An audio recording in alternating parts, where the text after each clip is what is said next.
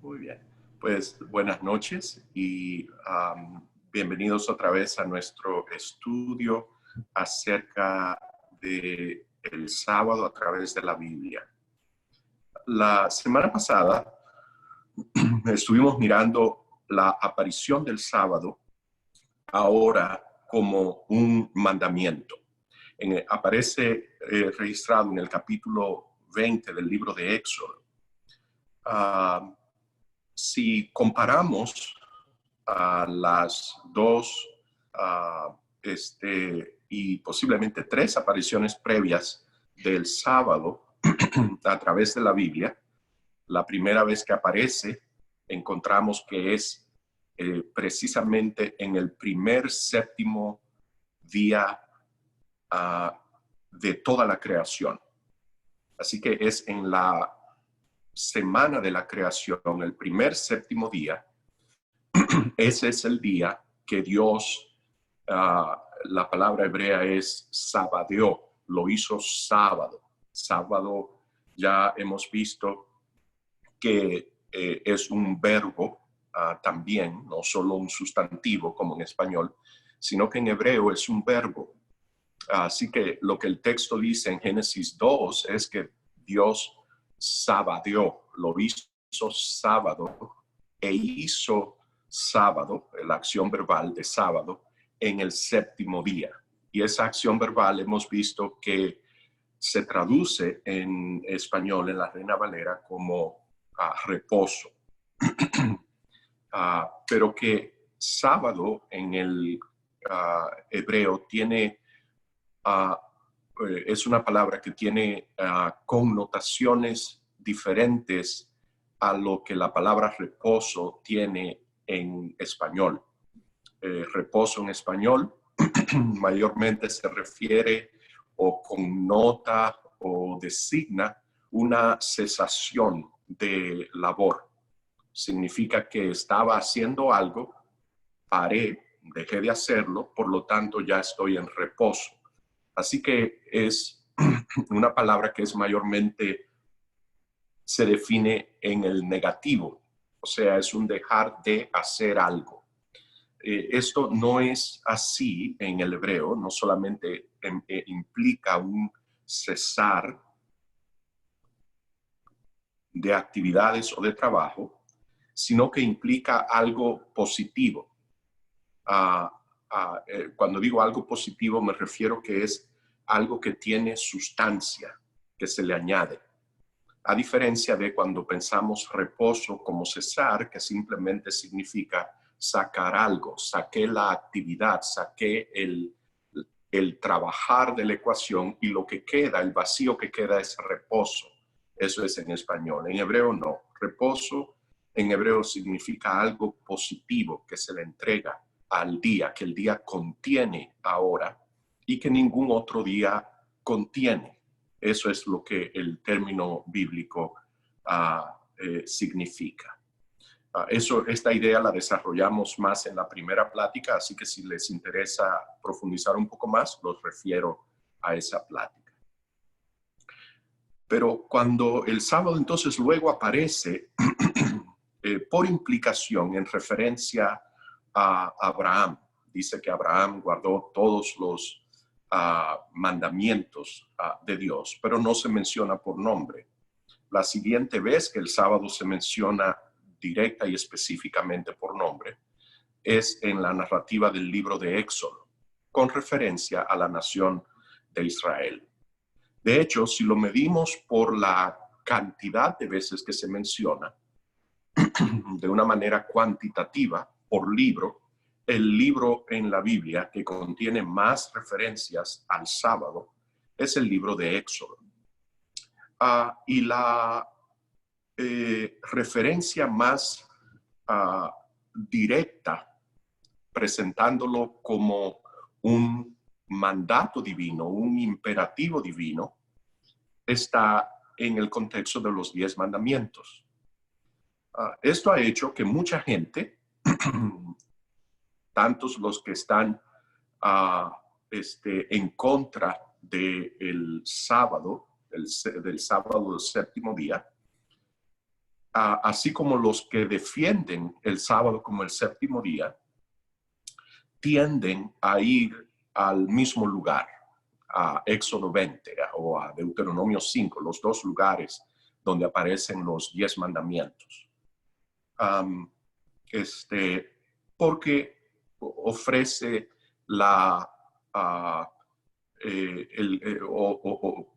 registra el comentario más directo de que Dios tiene una expectativa con respecto al sábado. La gente, los que defienden el día van directamente a Éxodo 20, verso 8, y dicen, mira, ahí está, es un imperativo divino, y tienen toda la razón. Ese es y te dicen, ya, Dios lo dijo, eso es suficiente. O te dicen, la vida de obediencia a Dios hay que vivirla por un así dice Jehová. Lo cual es cierto, pero la pregunta que queremos responder en esta noche es si cuando pensamos de esa manera le estamos robando algo, no solo al sábado, al séptimo día, sino que le estamos robando algo a los 10 mandamientos y le estamos robando algo también al que, ¿cómo le vamos a llamar? Al que da mandamientos, al mandador, al que manda. Así que vemos al dador de la ley, que es Dios. Lo que estoy tratando de comunicar es que cuando miro con cuidado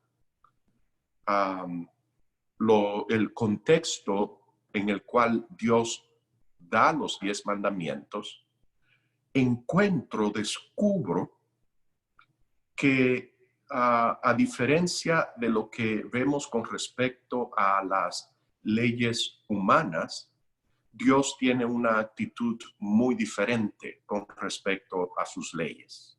Veo, por ejemplo, noto que Dios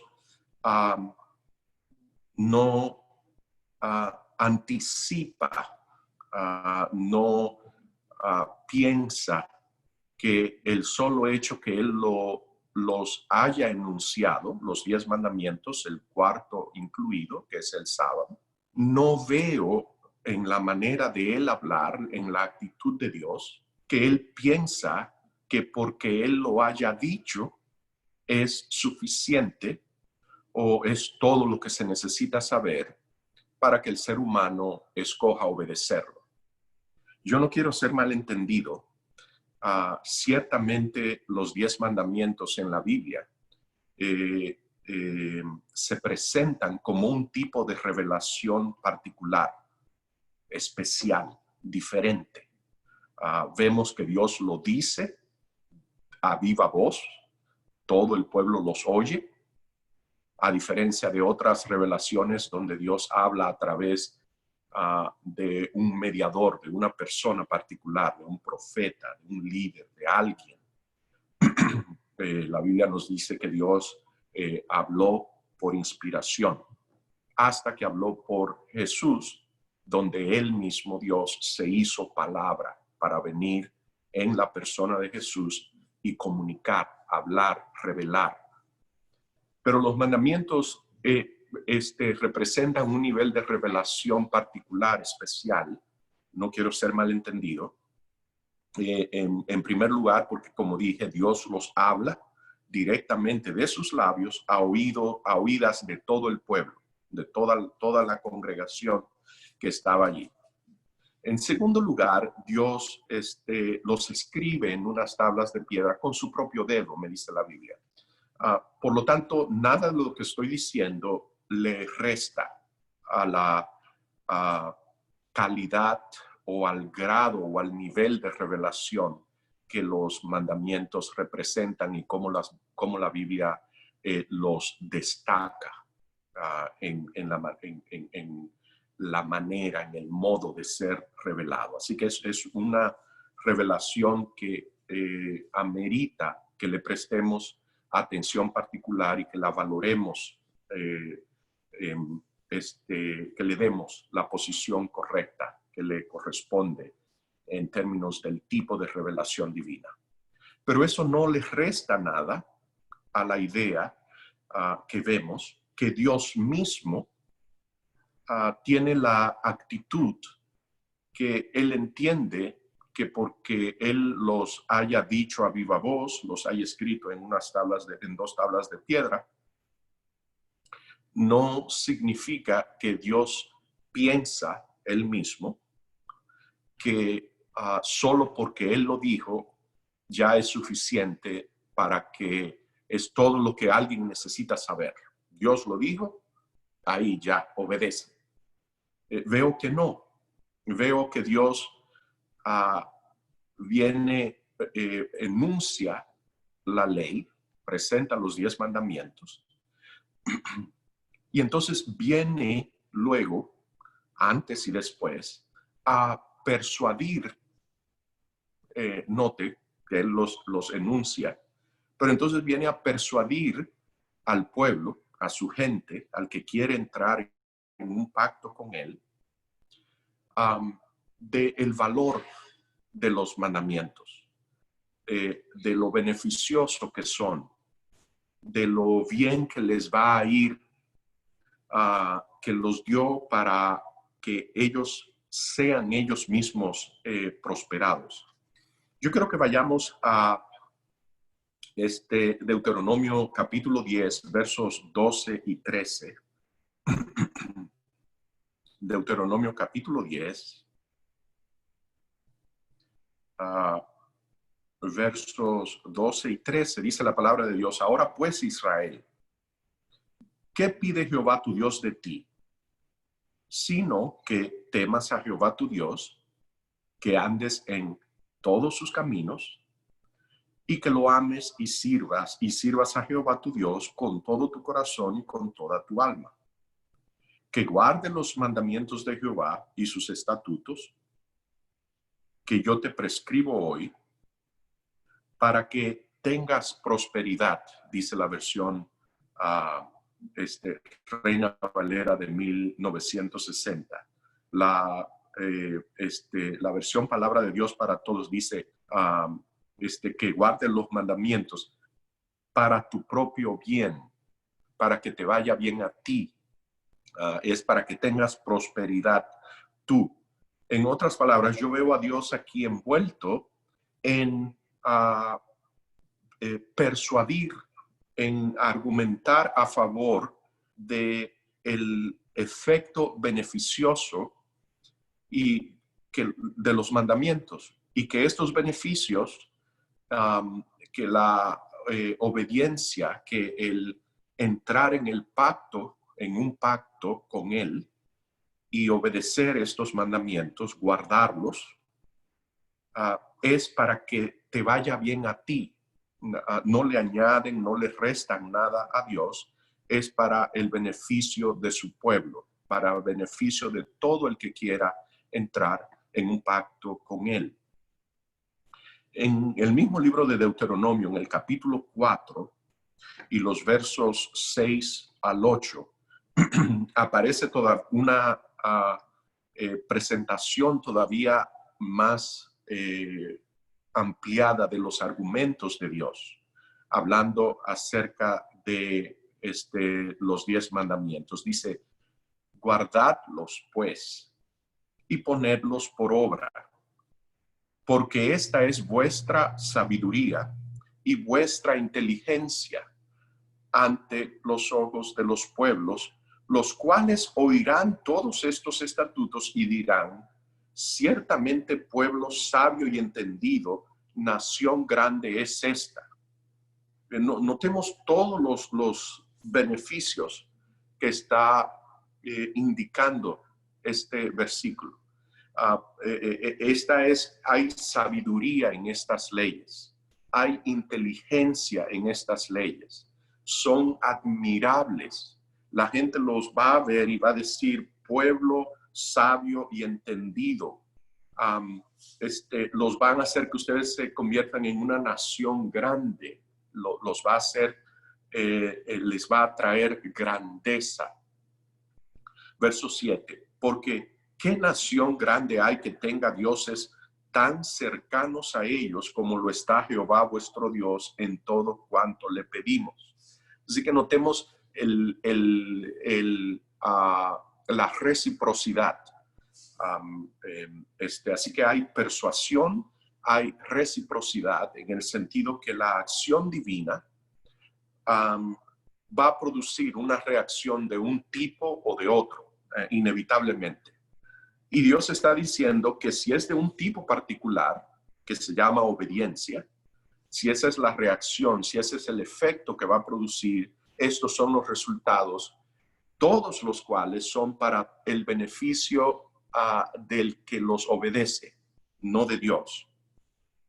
¿Y qué nación grande hay que tenga estatutos y juicios justos, como es toda esta ley que yo pongo hoy delante de vosotros?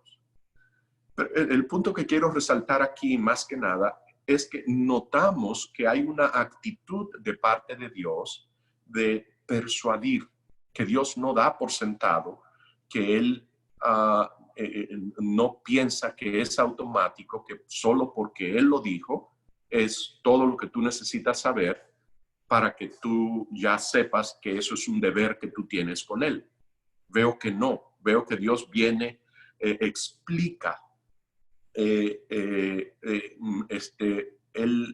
piensa que los mandamientos son racionales, que hacen sentido, que producen resultados prácticos, que producen resultados no solo prácticos, sino resultados que son medibles, que tienen un efecto beneficioso y que si tú te detienes a ver, a mirar, a observar, vas a descubrir que los tienen. Así que este esfuerzo de parte de Dios de él pensar que no es suficiente con que él dé la ley, sino que también él tiene que venir, por usar una frase moderna, vender la idea, venir y convencer, persuadir, hacerte ver que no son arbitrarios, que son racionales, que hacen sentido, que tienen un propósito de beneficencia, que bendicen, que te va a ir bien, y tratar de persuadirte a que entres en un pacto con Él, que es algo valioso y es para que te vaya bien a ti. En el libro de Éxodo, capítulo 19, versos 4 y 6, aparece una idea similar, pero en otro punto de vista. Dice, versos 4 y 6, dice, vosotros visteis lo que hice a los egipcios y cómo os tomé sobre alas de águilas y os he traído a mí. Ahora pues, notemos el preámbulo del versículo 4. Ya ustedes vieron lo que yo he hecho a favor de ustedes. Los he liberado, los he rescatado, los he redimido de la esclavitud, les he devuelto su dignidad humana, les he entregado ahora libertad, no solamente libertad específica en términos de liberación del yugo de esclavitud, sino libertad en el sentido más amplio y universal. Libertad para que se miren a ustedes mismos como seres humanos dignos. No se vean como bestias de carga, animales de trabajo, capital humano para algún proyecto, ya sea de Faraón o un proyecto de una corporación o de un sistema político, sino que son criaturas creadas a la imagen y semejanza de Dios. O sea que esta liberación envuelve un restablecer la investidura original que Dios le dio al hombre, de que Él tiene señorío de toda la creación. Eso es lo que está diciendo, y dice, y os he traído a mí. Notemos que el destino del hombre, donde el hombre encuentra realización verdadera, donde encuentra verdadera libertad, es en Dios. Eso es lo que el versículo me está diciendo. Y esta es una idea central para el sábado. Verso 5. Dice, debido a esto, dado este preámbulo, dado que ya ahora yo los he colocado en una posición donde ustedes tienen control de sus decisiones, el esclavo no tiene ese privilegio, ya que yo los he colocado, ya que los liberté y los he traído a mí, ahora pues, note que es ahora pues, es después de, ya que hice esto, ya que ustedes están en esta posición a donde yo los he colocado, ahora pues, note el si dieres oído a mi voz. Ahí está el condicional. Si diereis oído a mi voz. Dios no presenta sus mandamientos. Este es el preámbulo de los 10 mandamientos. Estamos en el capítulo 19 de Éxodo. Si diereis oído a mi voz y guardareis mi pacto. Así que Dios solo le da leyes, solo anticipa, es un tipo de precondición, solo al que Él libera, solo al que Él lo devuelve a ese estatus, al que Él rescata, con ese es con quien Él habla. Dice, ahora pues, ya que he hecho todo esto por ti, ese es el evangelio, queridos, esto es lo que estamos leyendo, ese es el evangelio. Lo que está diciendo, ahora que yo he hecho todo esto por ti, que te he libertado de la esclavitud de Egipto, eso representa el pecado que nos roba la libertad. Estamos sin capacidad de autogobernarnos, somos esclavos de malos hábitos, de vicios, de una manera chueca de entender la realidad creada, de entender los proyectos divinos y los propósitos divinos, la mente y el carácter de Dios. Todas esas cosas nos esclavizan, pero Dios dice, mira, te liberté, te saqué de Egipto, te saqué del pecado, te saqué de todas esas cosas que te tenían atado y esclavizado, porque es una esclavitud de la mente. Ahora que tú estás libre, ahora pues, eso es lo que este preámbulo quiere decir. Si diereis oído a mi voz y guardareis mi pacto, vosotros seréis. Eso es, si quieres entrar a mi pacto, si quieres compartir conmigo el mismo punto de vista acerca de la realidad creada, que el universo funciona mejor bajo estas leyes. Y en realidad lo formulé mal, es que el universo funciona, punto. No es que funciona mejor, es que funciona, que solo funciona bajo estas leyes. Y solo permaneces en libertad bajo estas leyes. Que estas leyes, al contrario de la idea de que te limitan o te empequeñecen o te hacen menos o te roban potencial, todo lo contrario. Estas leyes que gobiernan la realidad son los que te permiten encontrar libertad en Dios. Que cuando tú sanas esa relación con Dios, cuando tú reaccionas, respondes a la iniciativa, a la acción divina de esta manera, ahí es donde tú alcanzas tu potencial máximo.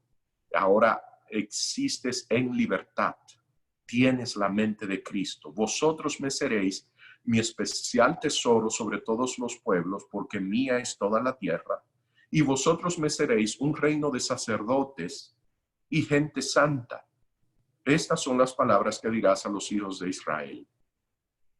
Esta idea de que Dios está buscando un reino de sacerdotes aparece en toda la Biblia. Todos recordamos, bueno, vamos a leerlo. Primera de Pedro, capítulo 2, verso 9.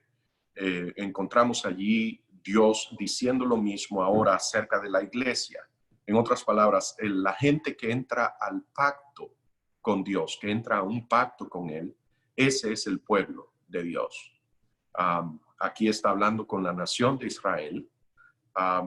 El apóstol Pedro aquí ahora está hablándole, repitiendo lo mismo, citando literalmente estos versículos que acabamos de leer, pero dirigiéndoselo a la iglesia cristiana, a los gentiles y judíos, a todos, es al pueblo de Dios. Dice Primera de Pedro capítulo 2, verso 9, mas vosotros sois linaje escogido, real sacerdocio, nación santa, pueblo adquirido por Dios, para que anunciéis las virtudes de aquel que os llamó de las tinieblas a su luz admirable. Y estas virtudes de Dios, que el real sacerdocio, que la nación santa, que el pueblo adquirido anuncia, publica, demuestra, refleja, no son más que los rasgos de carácter de Dios. Y los 10 mandamientos no son más que una expresión de cuáles son esos rasgos de carácter del mandador de los mandamientos, que es Dios. Así que la ley no es más que así que al comparar estos pasajes nos damos cuenta que es exactamente el mismo tema.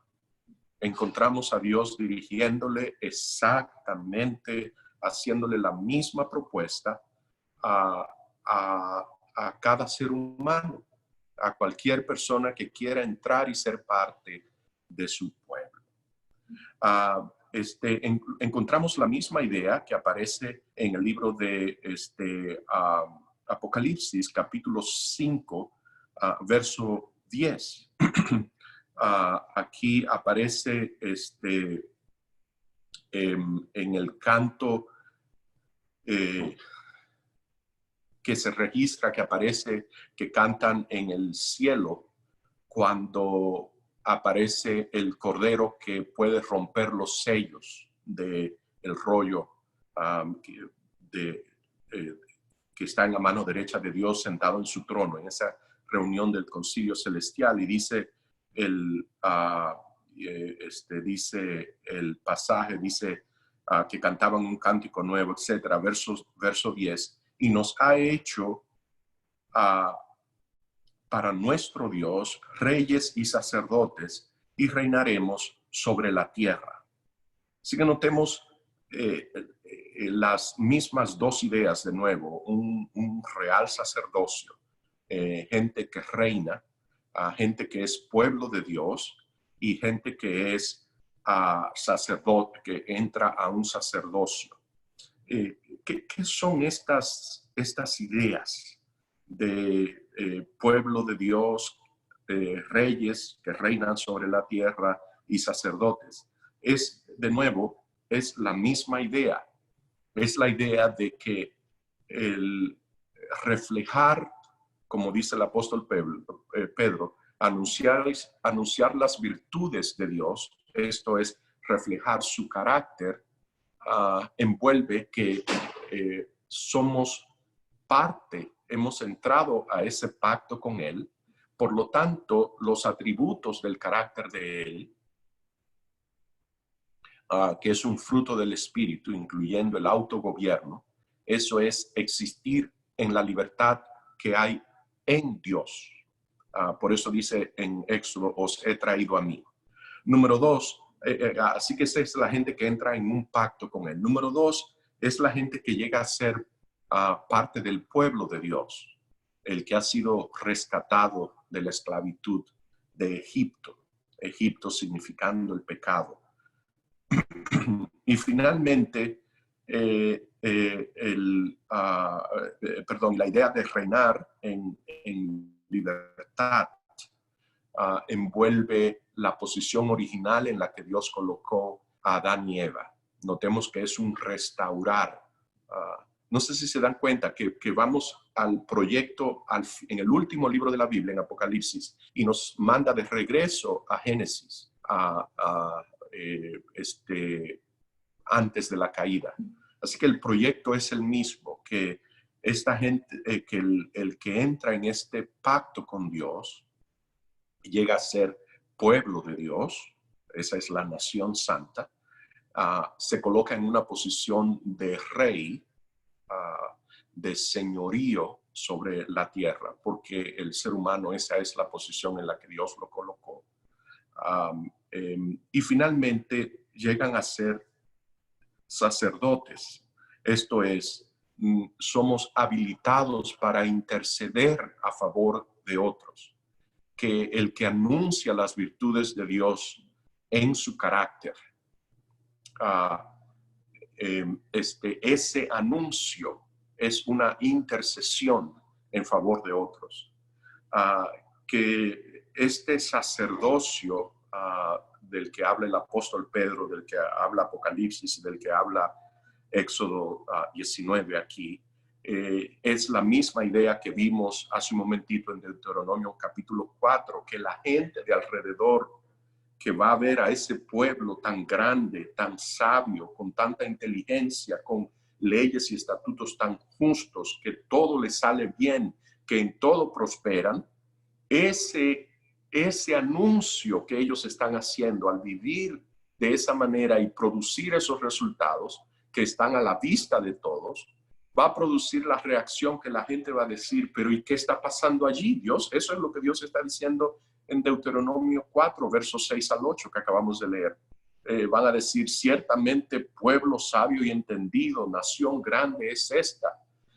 Esto es, la gente va a venir a aprender, van a querer esto mismo. Ese anunciar las virtudes es la misma idea. Así que veo a Dios que tiene una actitud diferente acerca de sus propios mandamientos de la que generalmente nosotros le atribuimos. Aún las personas que defienden los mandamientos de Dios tienden a hacerlo de una manera más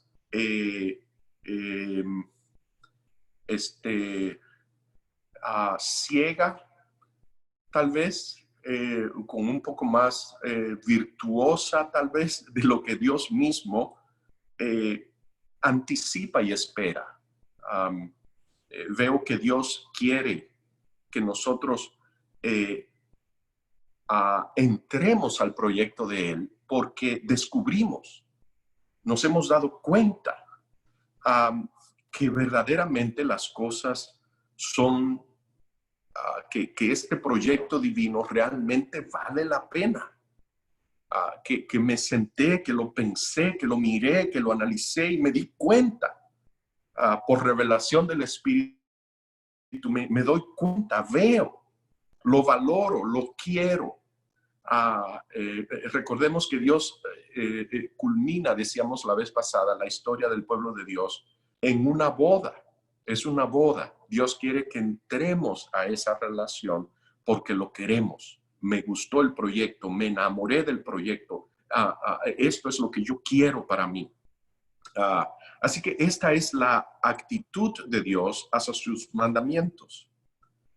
Por lo tanto, cuando hablamos de mandamientos, especialmente presentados en la forma del decálogo, que aparecen 2 veces en la Biblia, la primera en Éxodo capítulo 20 y luego la repetición en Deuteronomio capítulo 5,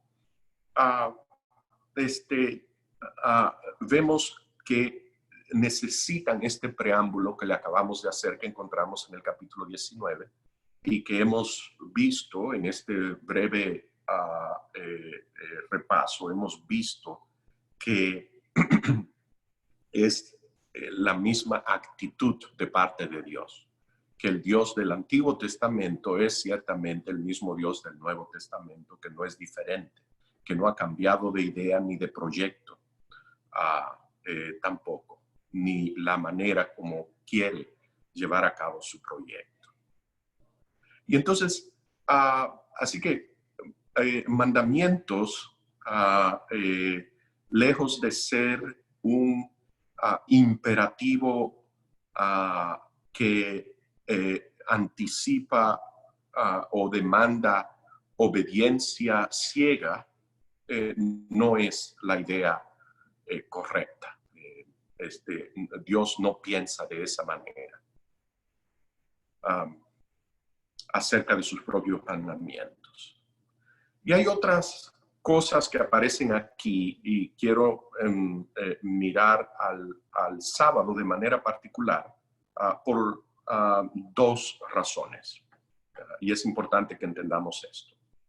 Usualmente la gente que aborda el decálogo, los 10 mandamientos, no tiene gran dificultad con entender el beneficio de, o vamos a decirlo de esta manera, entienden con claridad que cosas como matar, robar, hablar falso testimonio, son cosas que en una sociedad donde estos mandamientos rutinariamente se violen o violenten, no les va a ir muy bien. En lugares donde hay homicidios, asesinatos, ya sea a través de criminalidad, crimen organizado, o sea a través de conflicto armado, guerras civiles, o guerras entre naciones, etcétera, donde no hay un Estado de Derecho, la gente no quiere estar ahí. Y hay una correlación directa entre el bienestar y la prosperidad de una nación. Hay una correlación directa en hasta qué grado un Estado de Derecho reina, donde la ley, digo un Estado de Derecho, me refiero a que la ley, hay leyes buenas en esa nación. Y ciertamente nadie tiene problemas, tiene mucha dificultad con estos mandamientos. Pocas personas, ya en el ámbito religioso, tienen mucha dificultad con los primeros 3 mandamientos tampoco, que hablan acerca de no tener dioses ajenos delante de Dios, del Dios verdadero. Aquello de no hacerse imagen y no tomar el nombre de Jehová, tu Dios, en vano.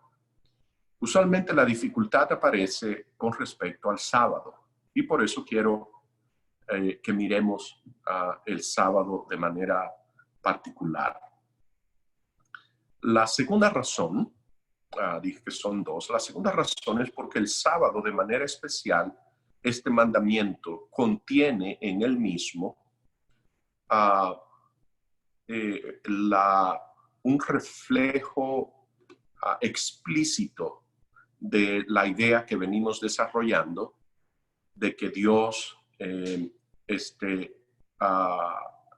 entiende que Él necesita expresar, decir explícitamente, persuadir, convencer, vender la idea que el mandamiento es bueno y que es beneficioso y que hace sentido, que es racional. Así que 3 cosas aparecen aquí con respecto al sábado. Lo primero es que dice, acuérdate del día de reposo.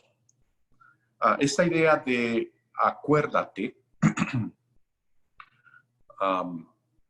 eh, implica más, con frecuencia decimos, y dice eso, con frecuencia decimos que se está refiriendo al día, ¿verdad? Y ciertamente se está refiriendo al día, pero está diciendo más. El acuérdate está diciendo más que decir que no es algo nuevo, ¿verdad? Y ese es un punto valioso y es importante.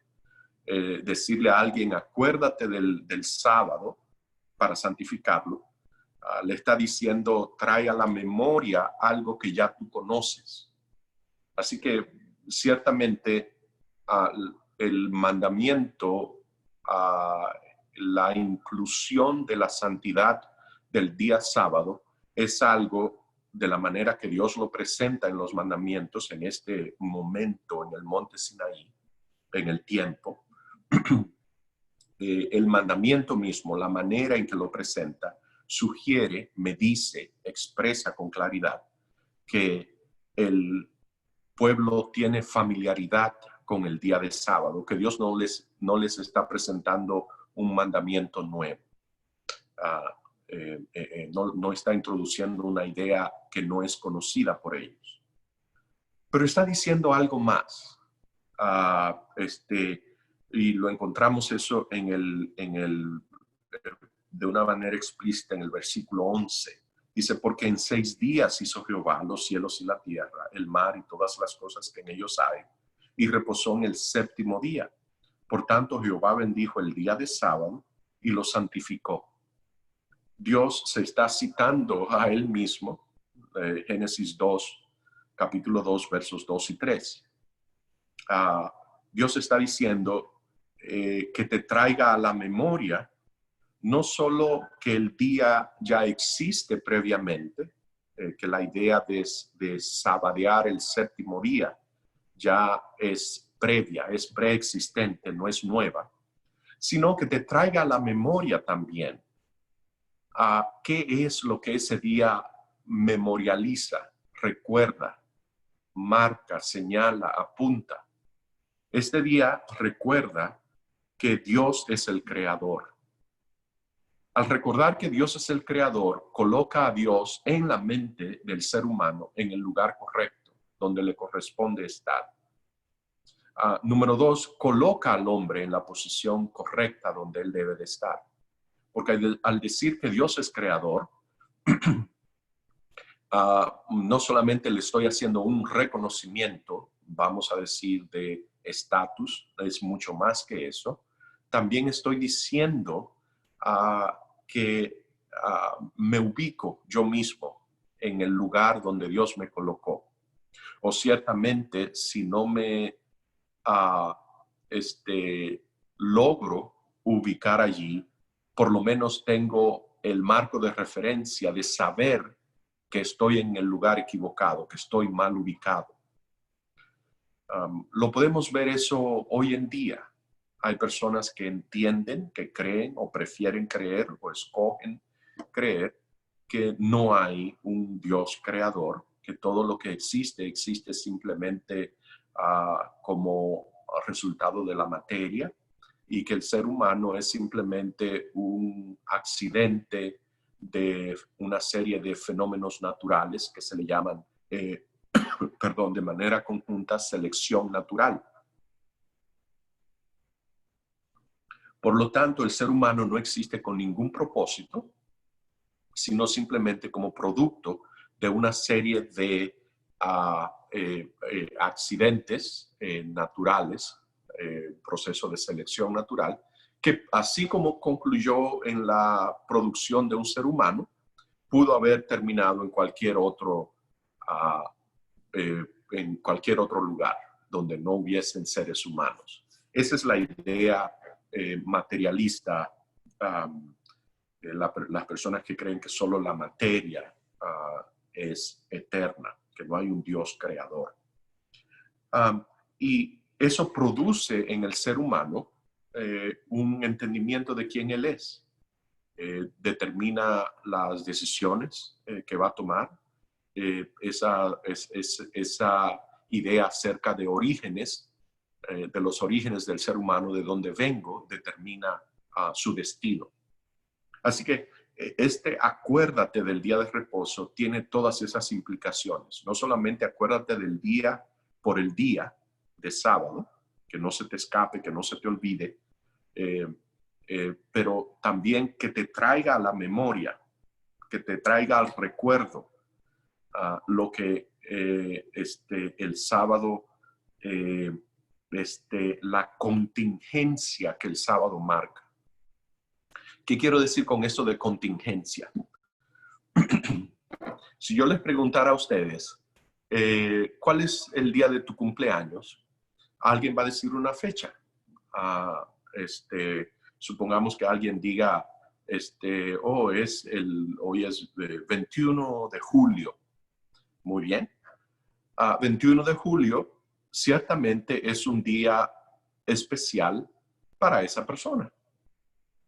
Indudablemente lo es. Y para los seres queridos de esa persona, los padres, la esposa o el esposo, si están casados, amigos, familiares, todo el que aprecia a esa persona recuerda ese día, pero ciertamente la persona que celebra ese día es su cumpleaños, ese es un día especial, indudablemente lo es. Pero esa persona pudo haber nacido otro día, ¿verdad? Por lo tanto, ese otro día hubiese sido el día especial. Así que la contingencia de su nacimiento en ese día, el hecho de que ocurrió ese día y no otro, es lo que marca ese día como algo especial. De esto es que está hablando el acuérdate también. Es ese traer a la memoria. ¿Por qué es especial el 21 de julio? Usted le preguntaría a alguien que no nació ese día y la persona se tiene que rascar la cabeza y decir, o es como decir el 4 de julio aquí en esta nación. ¿Por qué es especial el 4 de julio? Porque ese es el día que se celebra la independencia. Fue donde se publicó la Declaración de Independencia, ese día. Así que la contingencia de ese evento es lo que el día recuerda, lo que la fecha recuerda, lo que la fecha señala. Esta es la idea de la contingencia. De esto es que está incluido en el acuérdate. Trae a la memoria ese evento que tiene tantas consecuencias, un evento tan consecuente como el que Dios creó. Y recordemos que es que el séptimo día, ese día Dios lo hizo sábado. Ese es el día que Él sabadió, el séptimo día. En otras palabras, no hay un sábado y Dios, ¿cómo se llama? Automáticamente el séptimo día se volvió sábado. Dios lo hizo sábado. Ya lo vimos en Génesis 2 al 3. Le dio esa infusión.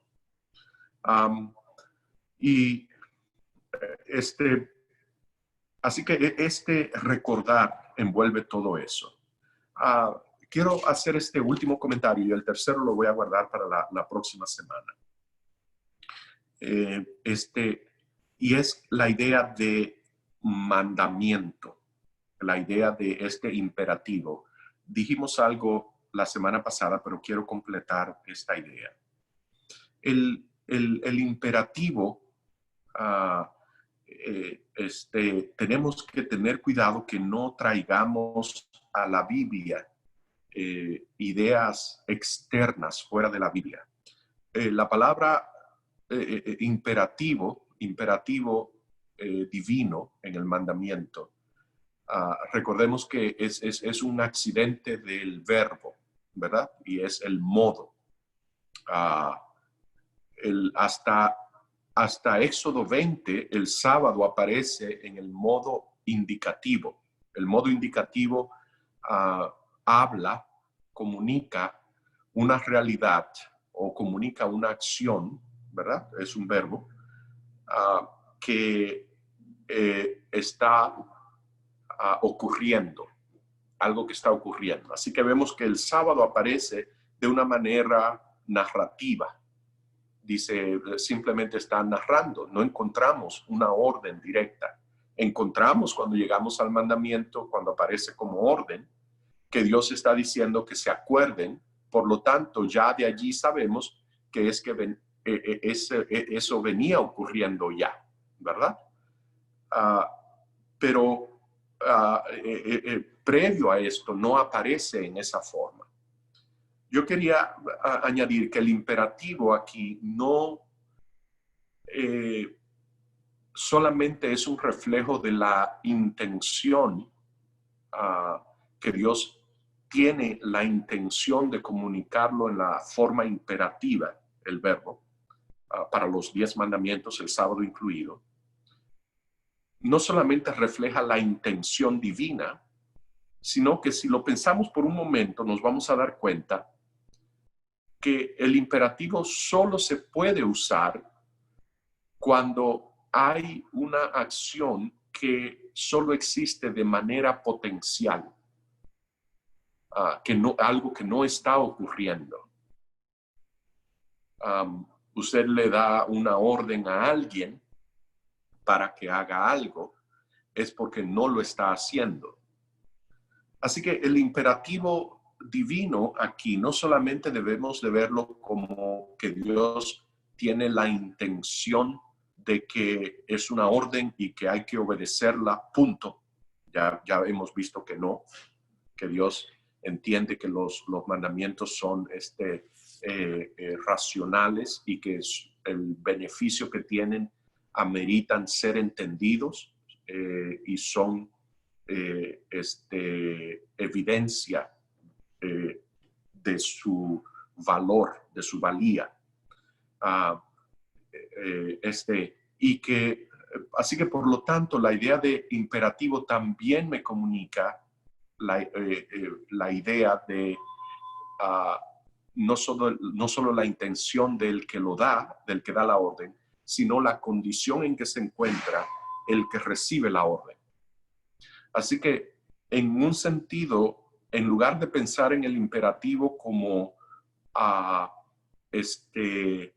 algo fuerte, algo que tiene más fuerza, en realidad refleja una condición real, una condición débil, en el sentido de que Dios tiene que enfatizarlo, hacer el énfasis precisamente porque hay una actitud más descuidada, una actitud más holgazana con respecto al punto particular, al mandamiento particular. Así que no asumamos, estoy diciendo esto para que no asumamos que porque aparece en el imperativo significa que es una orden que Dios